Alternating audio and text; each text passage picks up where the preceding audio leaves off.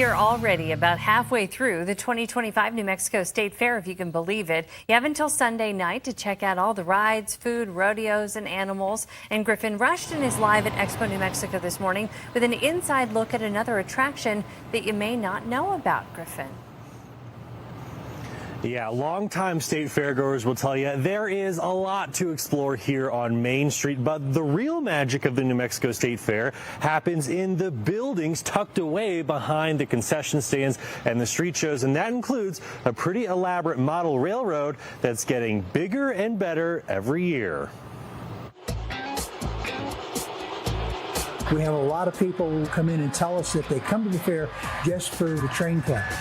We never know whether that's just smoozing or accurate, but it does make us feel very good. Whether it's steam locomotives, narrow gauge mining cars, or the New Mexico Rail Runner Express, the Rio Grande Valley Model Railroad Club always has something chugging along these miniature tracks. The object is to put on a show, and that's what we do. We put on a show during the fair. And President Richard J. Sullivan says that means trains are running around the clock from open to close. We have one track, one main line, and it loops around itself several times. But we have to constantly keep an eye on it.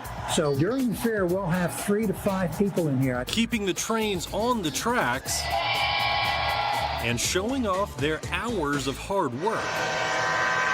This is the result of about 30 years of labor and construction, and it's always an ongoing program to refresh, rebuild, and keep it interesting for folks who come back year after year. Sullivan says the vast majority of the detailed layout was built from scratch, including these lifelike storm clouds and this rail runner station, both brand new for the 2025 State Fair. It was designed and 3D printed by one of our members. Everything from the guardrails to the trash bins are prototypically correct to the Rio Metro installation. Sullivan says club members pay for almost everything out of pocket, but they're only asking you to pay them a visit. It's fun to sit here or stand here and watch people come in and ask about the hobby and be amazed that the model railroad hobby is still alive in 2025.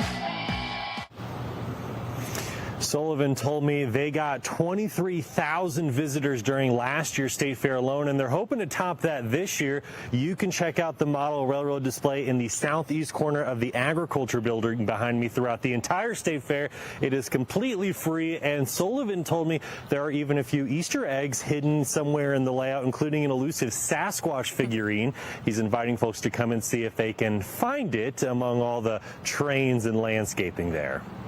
Griffin, I did spot the hello to KOB4. We like to see that.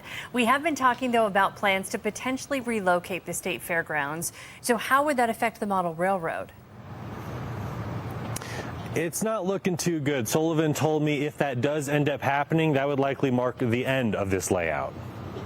In all probability, that will be the end of the club. Most of what you see here will be torn out. What can be saved will be saved and repurposed, but it will be the end. Most of it will go in the dumpster because we can't expect the taxpayers to foot the bill for moving our fancy. Now, Sullivan told me that the club members own most of the actual trains, so those will definitely get saved, but a lot of that landscaping is what would likely be thrown out.